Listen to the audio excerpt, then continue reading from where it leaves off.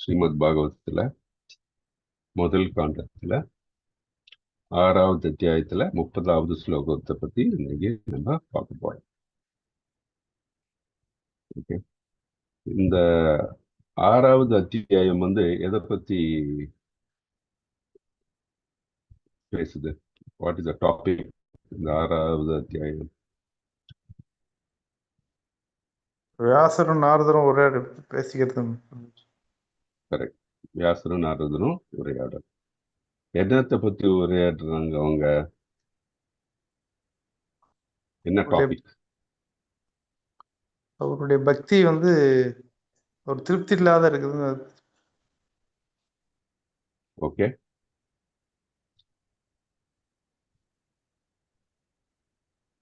வியாசருக்கு அவரு வேதங்கள் இதெல்லாம் இயற்றின பிறகும் ஒரு திருப்தி வரல இல்லையா? அதை பத்தி என்ன செய்யணும் அந்த பேஜ் இதெல்லாம் இந்த உரையாடல் நடக்கிறது.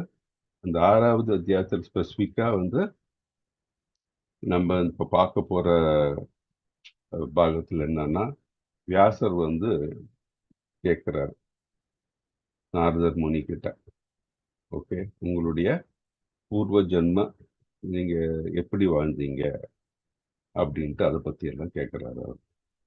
ஸோ அந்த டீட்டெயில்ஸ் நம்ம இன்னைக்கு பார்க்க போறோம். ஓகே, கிருஷ்ண பிரபுஜி. ஹரே கிருஷ்ண மாதாஜி. ஹரே கிருஷ்ண மாதாஜி. ஸோ வியாசர் நாரதன் வாழ்க்கையை பற்றி கேட்கிறார் 6வது அத்தியாயத்துல.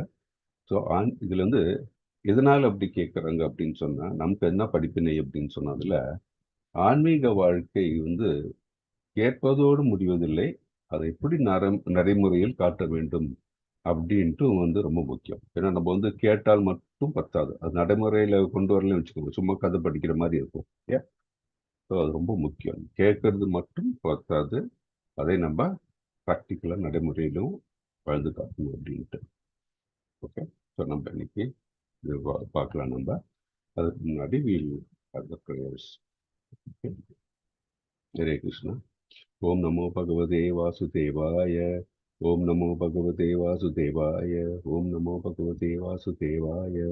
நாராயணம் நமஸ்கிருத்ய நரம் செய்வ நரோத்தமம் தேவீம் சரஸ்வதீம் வியாசம் முதரிய நஷ்டப்பிராயேஷ பத்ரேஷு நித்யம் பாகவத சேவையாம் பகவதி உத்தம ஸ்லோகே பக்தி பவதி நைஷ்டிகி. ஓம் அஜ்ஞானதிமிராந்தஸ்ய ஞானாஞ்சனசலாக்கயா चक्षुर्मिलितं येन तस्मै श्रीगुरुवे नमः. श्रीचैतन्यमनोभीष्टं स्थापितं येन भूतले स्वयं रूपकथा मह्यं ददाति स्वपदान्तिकं. हे कृष्णकरुणा सिन्धु दीनबन्धो जगत्पते गोपेश गोपिका कान्ता राधा कान्त नमस्तुते.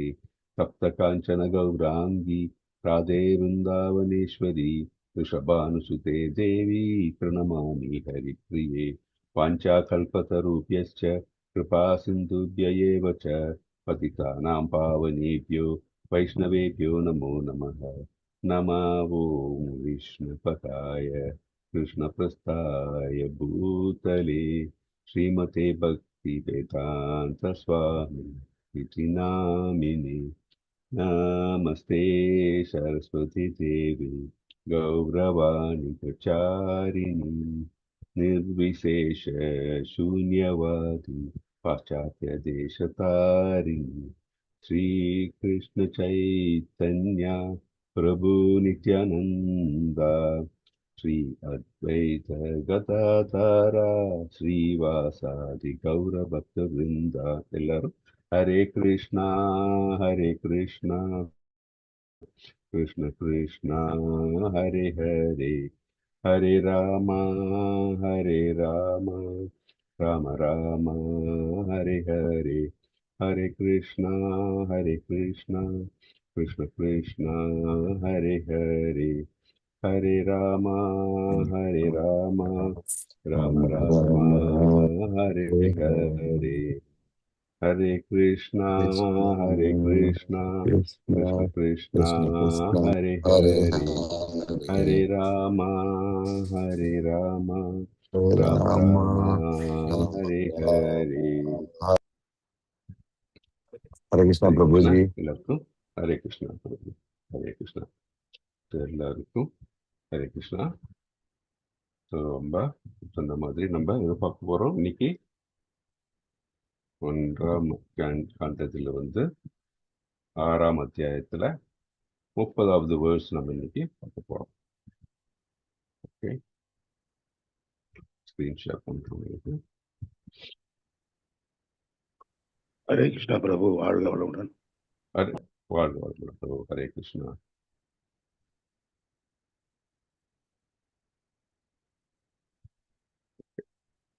ஹரே கிருஷ்ணா. சஹஸ்ரயுக பரிஹ்யந்தே உத்யாதயம் சுஷ்ருக்ஷதா மரீச்சீமிஸ்வருஷயா பிராணேபியோஹம் சக்னிரே. யாராச்சும் அது ஸ்லோகம் படிக்கிறீங்களா இந்த வாட்டி? प्रभुजी நான் யார் வாசிக்கிறேன் படிக்கிறீங்க ஸ்லோகம்? प्रभुजी. சகஸ்ரயுக வாசிங்க. பர்யந்தே உத்தயோ உத்தாயேதம் சிஸ்ருக்ஷதக மரீச்சி மிஸ்ரா ருஷய பிராணேப்யோகம் ச ஜக்ஜிரே. ஹரே கிருஷ்ண பிரபுஜி. ஹரே கிருஷ்ணா. மொழிபெயர்ப்பும் வாசிச்சிருங்க பாலாஜி. எஸ் பிரபுஜி. மொழிபெயர்ப்பு. 432 கோடி சூரிய ஆண்டுகளுக்கு பிறகு பகவானின் விருப்பப்படி மீண்டும் படைப்பதற்காக பிரம்மா உறங்கி எழுந்த பொழுது மரீச்சி, அங்கீரா மற்றும் அத்ரி முதலான எல்லா ரிஷிகளும் பகவானின் திவ்யமான உடலிலிருந்து படைக்கப்பட்டனர். அவர்களுடன் நானும் தோன்றினேன். ஹரே கிருஷ்ணா பிரபுஜி. தேங்க்யூ. ஹரே கிருஷ்ணா. தேங்க்யூ மத்து. ஹரே கிருஷ்ணா. அவர்களுடன் நானும் தோன்றினேன். யார் அது நானும்? நாரதர் பிரபுஜி. நாரதர் இல்லையா? அந்த உரையாடல் நாரதருக்கும் வியாசருக்கும் இருக்கிறது. அப்போ சொல்றாரு, 432 கோடி சூரிய ஆண்டுகளுக்கு பிறகு பகவானின் விருப்பப்படி மீண்டும் படைப்பதற்காக பிரம்மா உறங்கி எழுந்த பொழுது மரீச்சி, அங்கீரா மற்றும் அத்ரி முதலான எல்லா ரிஷிகளும் பகவானின் திவ்யமான உடலிலிருந்து படைக்கப்பட்டனர். பகவான் யாரு இங்க? கிருஷ்ணர் தான். யார் உடலிலிருந்து படைக்கப்படுகிறார்? யார் உடலிலிருந்து யாரிலிருந்து நாரதர் படைக்கப்படுகிறார்? ரிஷிகள் எல்லாம் யார் உடல்ல இருந்து வருது? விஷ்ணுல இருந்து. ஓகே, விஷ்ணுல இருந்து பிரம்மா, பிரம்மால இருந்து பிரஜாபதிகள் இல்லையா? மரீச்சி, அங்கீரா அவர்கள் எல்லாம் பிரஜாபதிகள். நாரதர் அவர்களிருந்து தோன்றுகிறார் அப்படின்னு சொல்றாங்க. ஸோ ரொம்ப பொருளுரையில பார்க்கலாம். சரி, இதுல என்ன சொல்றாங்க? பிரம்மாவின் ஒரு நாள் 432 கோடி. இது நீங்க எங்கேயாச்சும் படிச்சிருக்கீங்களா அதுக்கு முன்னாடி? பிரம்மாவின் ஒரு நாள் எவ்வளவு? ஒரு நாள் எவ்வளவு? ஒரு பகவத்கீதையில எவ்வளவு? எங்கேயாச்சும் படிச்சிருக்கீங்களா? பகவத்கீதையில படிச்சிருக்கீங்க. கரெக்ட், பகவத்கீதையில. ஓகே, பகவத்கீதையில என்ன பார்த்திருக்கோம் நம்ம? பார்ப்போம். இதுல பாத்தீங்கன்னா தட் இஸ் ஒரு திவ்யோகம். நம்ம 4 யுகம் இருக்குது இல்லையா? முதல்ல சத்திய யுகம், திரேத்த யுகம், துவாபர யுகம், கலியுகம். இதெல்லாம் சேர்ந்து பார்த்தோம்னா எவ்வளவு வருஷம் அது? எல்லாம் சேர்ந்தா 4.232 lakhs. 43 லட்சத்தி. ஓகே, அது ஒரு திவ்ய யுகம் சொல்லுவாங்க. ஓகே, இந்த ஒவ்வொரு திவ்ய யுகம் அதுக்கு முன்னாடி இது தெரியும். தட் இஸ் பாத்தீங்கன்னா சத்திய யுகத்துல எவ்வளவு வருஷம்னா 17,28,000 வருஷம். திரேத்த யுகம்னா எவ்வளோ? அதுல ஒரு 4.3, தட் இஸ் 4,32,000 குறைச்சிக்கணும். ஸோ 12,90,000 வருஷம். துவாபரம் யுகத்துலன்னா அதுல இருந்து ஒரு 4.3, தட் இஸ் 4.32 lakhs குறைச்சிருக்கோம். அப்போ 8.64 lakhs. கலியுகத்தில் எவ்வளோன்னா 4.32 lakhs. ஓகே, அது நம்ம ஈஸியாக வச்சுக்கணும். ஓகே, நம்ம கலியுகத்தை ஞாபகம் வச்சுட்டோம்னா 4.32லேருந்து 4.32 ஆட் பண்ணணும். இப்போ 8.64 lakhs. அதுலேருந்து ஒரு 4.32 lakhs ஆட் பண்ணோம்னா 12.96 lakhs திரேத்த யுகம். அதுலேருந்து ஒரு 4.32 lakhsனா சத்தியயுகம். அப்போனா 17.2 இதெல்லாம் சேர்த்துனா எவ்வளோ வந்து பார்த்தீங்கன்னா 43.2 lakhs வரும். அது வந்து ஒரு திவ்ய யுகம் அப்படின்னு சொல்லுவாங்க. ஸோ பிரம்மாவுடைய ஒரு நாள் பார்த்தோம்னா இந்த மாதிரி எவ்வளவு திவ்ய யுகம்னா 1000 திவ்ய யுகம் வந்து பிரம்மாவுடைய ஒரு நாள். அதே மாதிரி ஒரு நைட்டு இருக்கும், அதுவும் வந்து 4.32 million lakhs. That is 4.32 into 1000. இது நம்ம வந்து ஈஸியா புரிஞ்சுக்கணும்னா 400 பிரம்மாவின் ஒரு நாள் அப்படின்னா 432 கோடி வருஷம். நம்மளுடைய இதுல ஈஸியா புரிஞ்சுக்கணும்னா 432 கோடி. அதே மாதிரி ராத்திரியும் வந்து 432 கோடி வருஷம்.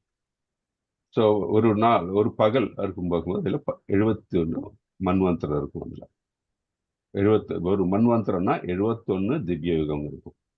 அது மாதிரி 14 மன்வந்தரம் வந்து ஒரு நாள்ல இருக்கும். இது நம்ம கொஞ்சம் மறக்கக்கூடாது, நம்ம எப்போ வந்து மனசுல வச்சிருக்கணும். ஓகே, ஸோ திருப்பி ஷேர் பண்றவங்களுக்கு பர்பட்ல என்ன சொல்றாங்கன்னா, பிரம்மான் ஒரு நாள்ல வந்து இப்போ எவ்வளவு வருஷம் சொன்னோம் நான், இப்போ எவ்வளவு பார்த்தோம் நம்ம? பிரம்மாவின் ஒரு நாள் எவ்வளவு கோடி வருஷம்? 432 கோடி. 432 கோடி. அது மறக்கவே கூடாது. பிரம்மாவின் ஒரு நாள்னா 432. அதே மாதிரி ஒரு நைட் எவ்வளோன்னா அது 432 கோடி. ஸோ 864 கோடி ஒரு நாள், ஒரு ஃபுல் டே, கம்ப்ளீட் டே அப்படின்னு மனசுல எப்பவும் வச்சுக்கணும், நம்ம அது மறக்கக்கூடாது. ஸோ பிரம்மாவின் ஒரு நாள் 432 கோடி சூரிய ஆண்டுகளை கொண்டதாகும். இது பகவத்கீதையிலும் பார்த்து. பகவத்கீதையில எந்த சாப்டர் ஞாபகம் இருக்கா? யாருக்காச்சும் ஞாபகம் இருக்கா? பகவத்கீதை 4வது சாப்டர் பிரபுஜி, 4வது சாப்டர். 4 இல்ல, டீட்டெயிலா நம்ம வந்து இந்த பிரம்மாவின் நாட்களை பத்தி எங்க சொல்லியிருக்கு அப்படின்னா 8வது சாப்டர்ல 17வது ஸ்லோகம். ஓகே, 8வது சாப்டர்ல 17வது ஸ்லோகத்துல இதை பத்தி சொல்லியிருக்கு. ஸோ இதே கால அளவு கொண்ட இரவு நேரத்தில் என்ன ஆகுதுன்னா, பிரம்மா வந்து அவருடைய இரவு நேரத்தில் என்ன பிரம்மா தூங்க போகிறாள். அப்போ நான் தன்னை படைத்தவரான கர்ப்போதக்ஷாய் விஷ்ணுவின் உடலுக்குள் யோக நித்திரையில் ஓய்வெடுக்கிறார். எங்க ஓய்வெடுக்கிறார்னா, பிரம்மா இந்த சாயந்தரம் அவருடைய இரவு நேரத்தில் வந்து அவரை படைத்தவர் யார்? பிரம்மாவை படைத்தார் கர்ப்போதக்ஷாய் விஷ்ணு. அவருடைய உடலுக்குள் யோக நித்திரையில் ஓய்வெடுக்கிறார். பிறகு பகவானின் விருப்பப்படி பிரம்மாவின் மூலமாக மீண்டும் படைப்பு தொழில் ஆரம்பிக்கப்படுகிறது. எப்போ? காலையில். அவர் துயில் எழுந்த உடனே, பிரம்மா காலை துயில் எழுந்த உடனே படைப்பு மீண்டும் ஆரம்பிக்கப்படுகிறது. பகவானுடைய தெய்வீகமான உடலில் வெவ்வேறு பகுதிகளில் இருந்து பெரும் ரிஷிகள் அனைவரும் மீண்டும் தோன்றுகின்றனர். அவர்களுடன் நாரதரும் தோன்றுகிறார். ஸோ அவர் இந்த துயில் எழுந்து படைப்பை ஆரம்பிக்கும் போது தட் இஸ் இந்த பிரஜாபதிகள் சொல்லுவாங்க, அதான் பெரிய ரிஷிகள் சொல்றாங்க. ஸோ மரீச்சி போன்ற ரிஷிகள்லாம் தோன்றுகின்றார். அவர் அதே மாதிரி நாரதரும் தோன்றுகின்றார், மீண்டும் தோன்றுகின்றார். ஸோ இதுல இருந்து நம்ம என்ன புரிஞ்சுக்கிறோம்னா, இந்த உறக்கத்துக்கு பிறகு எந்திரிச்சு எழுவதை போல வந்து தெய்வீக உடலுடைய நாரதர் மீண்டும் தோன்றுகிறார். இந்த பிரஜாபதிகள் இவங்க எல்லாம் பார்த்தீங்கன்னா துயில் எழுந்து அப்படியே பார்க்கும், திருப்பி மீண்டும் அதே துயில் எழுந்து, நம்ம தூக்கத்தில் படுக்கிறோம், காலையில் எழுந்திருக்கிறோம், நம்ம எப்படி அதே நிலையில தான் இல்லையா, அதே உடம்பு. ஸோ அதே மாதிரி தான் தட் இஸ் பிரஜாபதிகள், தட் இஸ் நாரதர், இவர்களுக்கெல்லாம் தெய்வீக உடல் இருக்கிறது. நம்மள மாதிரி பௌதிக உடல் கிடையாது. இந்த பௌதிக உடல் எப்படி நடக்குதுன்னா, தட் இஸ் இந்த படைப்பு தொழில் அந்த பிரஜாபதிஸ் இருக்கு இல்லையா, அவர்கள் வந்து இதெல்லாம் படைக்கிறாங்க, எல்லா உயிரினங்களையும் வந்து படைக்கிறாங்க. ஸோ எப்படி கர்ப்போதக்ஷாய் விஷ்ணுல இருந்து பிரம்மா தோன்றுகிறார். பிரம்மா வந்து தியானித்து தப்பா இல்லையா, அந்த தியானத்துக்கு அப்புறம் வந்து அவரு பகவான் அவருக்கு வேதங்களையும் படைப்பு பற்றி எல்லாம் பிரபஞ்சத்தை உருவாக்குறதை பற்றி எல்லாம் சொல்லி கொடுக்கிறாரு. அதுக்கப்புறம் வந்து பிரஜாபதிகள் உண்டாகிற இந்த பிரம்மாலிருந்து பிரஜாபதிகள் தோன்றி என்றார்கள். அப்புறம் வந்து இந்த பிரைமரி, ஏன்னா விஷ்ணுல இருந்து எல்லாம் தோன்றப்படுகிறது. செகண்டரி கிரியேட்டர் தான் பிரம்மா. பிரம்மா வந்து விஷ்ணுவின் இச்சைப்படி, விஷ்ணுவின் டைரக்ஷன் படி வந்து பிரம்மா வந்து உயிரை படைக்கிறார். பிரம்மாவின் டைரக்ஷன் படி தான் வந்து பிரஜாபதிகளும் படைக்கிறாங்க. ஓகே, ஸோ விஷ்ணு, பிரம்மா, அப்புறம் வந்து பிரஜாபதிகள், எல்லா உயிரினங்கள். அதுல தான் வந்து டைரக்டா பாத்தீங்கன்னா பகவானோடைய ஆற்றல்ல இந்த அண்டங்களை எல்லாம் கிரியேட் பண்றாரு இல்லையா, படைக்கிறார். அதுதான் வந்து சர்க்கா அப்படின்னு, தட் இஸ் டைரக்டா பகவான் படைக்கிறார் அவருடைய பொட்டன்ஷியல் எனர்ஜி, அவருடைய எனர்ஜினால. செகண்டரி கிரியேஷன், இந்த உயிரினங்கள் இதெல்லாம் வந்து படைக்கப்படுகிறது எப்படின்னா, தட் இஸ் அவரவருடைய கர்மத்துக்கு ஏற்ப, இச்சைக்கு ஏற்ப, தெரியல எப்படி ஒரு உடல் கிடைக்குது அப்படின்ட்டு அதை வந்து அதான் செகண்டரி கிரியேஷன், விசர்கா. அது வந்து பிரம்மாவின் வழியாக நடக்கிறது. அதனாலதான் பிரம்மாவை வந்து செகண்டரி கிரியேட்டர்னு சொல்றோம். பிரைமரி கிரியேட்டர் யாரு? பிரைமரி கிரியேட்டர் யாரு? கர்ப்பதக விஷ்ணு. கர்ப்பதக்ஷா விஷ்ணு அப்படின்ட்டு நம்ம அதை புரிஞ்சுக்கிறோம். ஸோ நாரதர் பகவானின் ஜட மற்றும் ஆன்மீக படைப்புகள் எல்லா பகுதிகளிலும் சுதந்திரமாகவும் நித்தியமாகவும் பிரயாணம் செய்யக்கூடியவர் யாரு? நாரதர். நாரதருக்கு இந்த தெய்வீக உடல் இருக்கிறதுனால அவர் வந்து எல்லா இடத்திலும் வந்து சுதந்திரமாக அவருக்கு செல்ல முடியும். நமக்கு தேவலோகத்துக்கு போனால் தேவலோகம் போகலாம், இந்த பூமி உலகத்து பூலோகத்துக்கு வரணும் அங்கேயும் வரலாம், பாதாள லோகத்துக்கு போகலாம் அங்கேயும் போகலாம். அவர் எல்லா இடத்துக்கும் அவருக்கு போக முடியவரால, நாரதர்னால. ஏன்னா அவருக்கு ஆன்மீக உடல் இருக்குது. ஸோ ஒரு கேள்வி, ஆன்மீக உடலுக்கும் நம்ம வந்து ஜட உடலுக்கும் என்ன வித்தியாசம்? ஆன்மீக உடல் உயிர் இருக்கும், அதுக்கு அது எப்போதுமே இருக்கும். மனித உடல் போயிடும். இந்த ஜட இயற்கையில பாதிப்பது எக்ஸ்பிளேஷன் தான். ஆனா இன்னும் கொஞ்சம் ஜட இயற்கை பௌதிக உடல் குணங்கள்னால வந்து ஜட இயற்கையினால பாதிக்கப்படும், ஆனால் ஆன்மீக உடல் பாதிக்காது. ஸோ இன்னொரு இது என்னன்னா, பௌதீகத்துல ஹரே கிருஷ்ணா பௌதீகத்துல வந்து சொல்லுங்க. பௌதீகத்துல வந்து இருப்பாங்க, ஆன்மீகம் வந்து பகவானையே நினைச்சிட்டு இருப்பாங்க. ஹரே கிருஷ்ணா. அது ஒண்ணு. அது வந்து ஈவன் ஒரு நம்ம பௌதிகத்தில் பெறக்கூடிய உருவாகி உள்ள ருஷிகள் எல்லாம் கூட அதுல அதே நிலையில் இருக்கிறதுக்கு வாய்ப்புகள் உண்டு. இதுல என்ன மெயின்னா, அவர்களுக்கு வந்து செப்பரேட்டான அந்த அவர்களுடைய ஆத்மா இருக்கு இல்லையா, உடலுடன் ஆத்மா உடல்ல ஒண்ணுதான் அவங்களுக்கு. It's all the same. பகவானை நம்ம வந்து நம்ம சொல்றோம் இல்லையா, அவருக்கு வந்து திவ்ய உடல் இல்லையா, ஆன்மீக உடல் அப்படின்னு சொல்லும் போது அவர்களுக்கு ஆத்மா வேறு உடல் வேறு கிடையாது. அதுதான் வந்து ஒரு மெயின் டிஃபரன்ஸ். பௌதிக உடல்னா பிரபுஜி மாதாஜி எல்லாம் சொன்ன மாதிரி பௌதிக உடல் வந்து இங்க உருவாக்கப்படுகிறது, செகண்டரி கிரியேஷன் உருவாக்கப்படுகிறது. அது மட்டும் இல்லாமல் நம்ம வந்து இந்த இந்த பௌதிகத்தால் நம்ம வந்து முக்குணங்களால் நம்ம வந்து பாதிக்கப்படுகிறோம். ஆனால் ஆன்மீக உடலில் அது கிடையாது அப்படின்னு புரிஞ்சுக்கிறோம். ஸோ நமக்கு இதுல இருந்து என்ன புரிகிறது? இந்த ஸ்லோகத்துல இருந்து நமக்கு என்ன புரிகிறது, என்ன தெரிஞ்சிட்டு இருக்கோம் நம்ம? மெயினா தட் இஸ் படைப்பு, பிரம்மா, தட் இஸ் இந்த படைப்பு இருக்கிறது. அதே மாதிரி வந்து பாஸ்டியல் இது அவ்வியக்தம் இருக்கு. ஏன்னா தட் இஸ் பிரம்மாவின் இந்த துயில் விழும் பொழுது, தட் இஸ் பிரம்மாவின் பகல் பொருள் முடியும் பொழுது துயில் நடக்கிறது. அந்த டைம்ல வந்து மீண்டும் கர்ப்போதக்ஷா விஷ்ணுவில் மீண்டும் தஞ்சம் அடைகிறார். அதுக்கப்புறம் மீண்டும் அடுத்த நாள் என்ன ஆகுது, இந்த படைப்பு நடக்கிறது. ஸோ இந்த சுழற்சி நடந்து கொண்டே இருக்கிறது. ஹரே கிருஷ்ணா. எல்லாரும் ஒண்ணு இது பண்றீங்களா? Hare Krishna. Okay, sorry. Okay, so இந்த இது நம்ம புரிஞ்சுக்கிறோம். அதனாலதான் வந்து இந்த இதுல இருந்தெல்லாம் மீளும் அப்படின்னா என்ன நடக்கணும்னா, நம்ம பகவானுடைய திருநாட்டுக்கு செல்ல வேண்டும். பகவானுடைய திருநாட்டுக்கு செல்லும் பொழுது நமக்கு இந்த பிறப்பு அந்த சுழற்சியில நம்ம வந்து விடுபட மாட்டோம். ஸோ அதனால நம்ம என்ன செய்யணும்? நம்ம வந்து பக்தி தொண்டில் ஈடுபட வேண்டும். பகவானையே நம்ம நினைக்க வேண்டும்.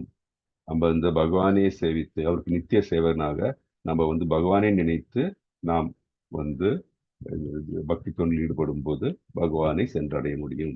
பகவானை சென்றடையும் பொழுது பிறப்பிறப்பு என்ற சுழற்சியில் நாம் ஈடுபட மாட்டோம்.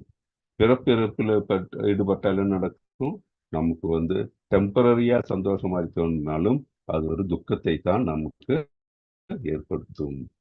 இது நமக்கு கிளியரா தெரிகிறது. ஸோ நம்ம வாழ்க்கைக்கு என்ன நம்ம பண்ணணும், நம்ம என்ன நம்ம எடுத்துக்கணும் அப்படின்னா, இந்த பிறப்பு இறப்பு முக்தி பெற வேண்டும். அதற்கு என்ன, நாம் வாழ்க்கையில் பகவானை நினைத்து பகவானுக்கு சேவை செய்ய வேண்டும் அப்படின்ட்டு நம்ம புரிஞ்சுக்கணும். அதே மாதிரி நம்மளும் ப்ரீச்சிங் அப்ளிகேஷன் நம்ம எல்லாம் இப்போ வந்து இந்த பாகவதத்தை படிக்கும்போது மற்றவர்களுக்கு எடுத்து சொல்றோம். எப்படி எடுத்து சொல்லும்போது என்ன சொல்லணும், நம்ம வேதங்கள் நம்ம வந்து என்ன கூறுகிறது, பகவானை எப்படி சென்றடைய முடியும் என்பதை நமக்கு எடுத்துரைக்கிறது. ஸோ பாகவதத்தை நாம் படிக்கிறதுனால நமக்கு என்ன, மனித வாழ்க்கையில நம்ம எப்படி ஆன்மீகமாக முன்னேறி பகவானை சென்றடைய முடியும் அப்படின்ட்டு நமக்கு எடுத்துக்காட்டு இந்த பாகவதம் படிக்கிறதுனாலும் நம்ம கிரந்தங்களை படிக்கிறதுனாலும் நமக்கு கிடைக்கிறது. அதனாலதான் பிரபுபாதர் வந்து நமக்கு சொல்றாரு, நமக்கு இந்த ஒரு அருமையான ஒரு பிளாட்ஃபார்ம் கொடுத்துருக்காரு. இஸ்கான் வழியாகவும் சரி, அவருடைய இந்த புக்ஸ் வழியாகவும் சரி, நமக்கு எல்லாம் புரியிற மாதிரி இந்த பர்பட்ஸ்க்கெல்லாம் கொடுத்துருக்காரு. அவர் டிரான்ஸ்லேஷன் கொடுத்துருக்காரு. ஸோ நமக்கு என்ன நமக்கு மெசேஜ் கொடுத்துருக்காரு பிரபுபாதர்னா அதுதான், இந்த பிரபஞ்சத்துடைய சிருஷ்டி வந்து இந்த சுழற்சியில இருக்கிறது, அதிலே நாம் விடுபட வேண்டும். ஸோ பிரம்மாவின் படைப்பினை பற்றி நாம் புரிஞ்சிருக்கோம். ஸோ நாரதரின் தோற்றத்தை புரிஞ்சிருக்கிறோம். ஸோ நாரதரின் வாழ்க்கையினால வியாசர் புரிஞ்சிருக்கிற மாதிரி நம்மளும் வந்து என்ன புரிஞ்சுக்கணும், நாம் பக்தி தொண்டில் ஈடுபட்டு நாம் பகவானை சென்றடைய வேண்டும் அப்படின்ட்டு நம்ம இந்த ஸ்லோகத்திலிருந்து புரிஞ்சுக்கணும். இது ஒரு சின்ன ஸ்லோகமா இருந்தால் கூட நமக்கு வந்து இவ்வளவு வந்து படிப்பினை நமக்கு இதுல இருந்து கிடைக்கிறது. ஹரே கிருஷ்ணா கிருஷ்ண கிருஷ்ண ஹரே ஹரே, ஹரே ராம ராம ராம ஹரே ஹரே. ஸோ நம்ம இன்னைக்கு இந்த பார்த்த ஸ்லோகத்துல இருந்து உங்களுக்கு ஏதாச்சும் ஒரு டவுட்ஸ் இருக்கா, இல்ல வந்து வேற ஏதாச்சும் நீங்க குருஜி ஹரே கிருஷ்ணா குருஜி அப்ப சொல்லுங்க. ஹரே வந்து கிருஷ்ணா. பிரம்மா நம்மள படிச்சாரா, அந்த ரிஷிகள்லாம் படிச்சாரா நம்ம வந்து நம்மள? விஷ்ணு நம்மள வந்து இதுல இருந்து என்ன புரிஞ்சுது, நமக்கு எப்படி தெரியுது உங்களுக்கு? இல்ல பிரம்மால இருந்து ரிஷிகள், அந்த 2 ரிஷிகள் பேர் சொன்னார் இல்லையா, அவர் நாரதர் ஆமா, அவங்க எல்லாம் வந்தாங்கன்னு மரிச்சி சொல்றாங்க இல்லையா? பிரஜாபதிஸ் பிரஜாபதிகள், அந்த பிரஜாபதி அது தான் உருவாகிறோம். நம்மள வந்து நம்மள படைச்சது பகவான். இது ஃபர்ஸ்ட் யாரு ஞாபகம் வச்சுக்கோங்க, விஷ்ணு படைக்கிறாரு, பிரம்மா ஆமா. வழியாக நம்ம எல்லாம் உருவாகிறோம். இப்போ பிரஜாபதி இந்த வேலை அப்ப உயிரினங்கள் டைரக்டா எல்லாம் பிரம்மா இல்ல, பிரம்மா வந்து அந்த பிரஜாபதிகளை அனுப்புறாரு, நீ போய் பண்ணிட்டு வான்னு சொல்லி இல்லையா? அனுப்புற கிரியேட் பண்றது ஞாபகம் வச்சுக்கோங்க, எல்லாம் சிருஷ்டி தான் அது. ஸோ அப்படி பார்த்த மூலமா பகவான் சிருஷ்டி. அது எப்படி நம்ம வந்து ஒவ்வொருத்தருக்கும் ஒவ்வொரு உடல் கிடைக்குது, மனிதனாலும் சரி மிருகமா இருந்தாலும் சரி, எப்படி கிடைக்குது, நம்மளுடைய கர்ம பலன் ஒண்ணு, இச்சை பிரகாரம் இல்லையா, நமக்கு தெரியும் எப்படி இந்த உடல் ஒருத்தருக்கு ஒரு உடல் எப்படி கிடைக்குது அப்படின்ட்டு நமக்கு தெரியும். நம்ம நம்ம கர்ம பலனும் சரி ஒண்ணு, ரெண்டாவது நம்ம இச்சை, இது ரெண்டு வகையாக தான் நமக்கு இந்த உடல் கிடைக்குது. ஹரே சரி கிருஷ்ணா குருஜி. பிரபுஜி. ஹரே கிருஷ்ணா பிரபுஜி. இந்த ஆன்மீக உடல் வந்து சொல்லுங்க நித்தியமானதுன்னு சொல்லுங்க பார்த்தோம். பிரபு. ஆன்மீக உடல் வந்து நித்தியமானதுன்னு பார்த்தோம். ஆமா. பட் இங்க வந்து ஆன்மீக உடல்ல தோன்றவும் மறையவும் நாரதர் செய்கிறார். அது எப்படி பிரபுஜி? ஆமா, அதுதான் வந்து அந்த மாதிரி இருக்கிற அந்த உயர்ந்த ஆத்மாக்களுக்கு அந்த Okay. இது முடியும். பிரஜாபதிகள். ஓகே, So, உயர்ந்த அவங்கெல்லாம் வந்து ஆத்மாக்கள். அதனாலதான் நாரதர் மாதிரி. ஆமா, அவர்களுக்கு வந்து நித்திய உடல். அவர்கள் என்ன, அவர்களுடைய வேலை இது. பிரம்மாவின் உடல் இருந்து தோன்றுகிறார்கள். அதான் மனச புத்திரர் சொல்றோம் இல்லையா, அவர்கள் தோன்றும். பாக்கி எல்லாரையும் வந்து பிரஜாபதிகள் எல்லாம் கிரியேட் பண்றாங்க. So, அந்த மூலம் இல்ல, யாரு? நம்ம இப்போ நமக்கு ஆன்மீக உடல் நமக்கு கிடைச்சாலும் நம்மளும் மறைஞ்சிருவோமா பிரபு, இல்ல நித்தியமானது இல்லைங்களா? நமக்கு ஆன்மீக உடல் எப்ப கிடைக்கும் அப்படின்னா, நம்ம வந்து பகவான் திருநாட்டுக்கு செல்லும்போது, அப்ப பௌதிகத்துல எல்லாம் பௌதிக ஆசைகள் ஒன்றும் இல்லாமல் நம்ம பகவான் சென்று அடையிறோம் இல்லையா, முக்தி அடையிறோம் இல்லையா, பகவான் சென்று அடையிறோம் இல்லையா, ஆன்மீக உடல். அந்த நேரத்துல நமக்கு ஆன்மீக உடல். ஸ்பிரிச்சுவல் வேர்ல்ட்ல பாத்தீங்கன்னா எல்லாருக்கும் ஆன்மீக உடல் தான். ஓகே பிரபுஜி. ஹரே கிருஷ்ணா. ஹரே கிருஷ்ணா பிரபுஜி. அப்புறம் இது பிரம்மா வந்து நித்திரை முடிஞ்சதுக்கு அப்புறம் படைக்கும் தொழில் ஆரம்பிக்குதா பிரபு? ஆமா ஆமா, நித்திரை முடிந்து அப்புறம் ஓகே ஓகே ஓகே பிரபு. ஹரே கிருஷ்ணா. ஹரே கிருஷ்ணா. தேங்க்யூ. நம்ம வந்து நான் இதோட இன்னைக்கு ஸ்டாப் பண்ணிக்கிறேன். மாதாஜி வந்தாச்சு. வாஞ்சா கல்பதருபியச்ச கிருபா சிந்துபிய ஏகச்ச பதிதானாம் பாவனே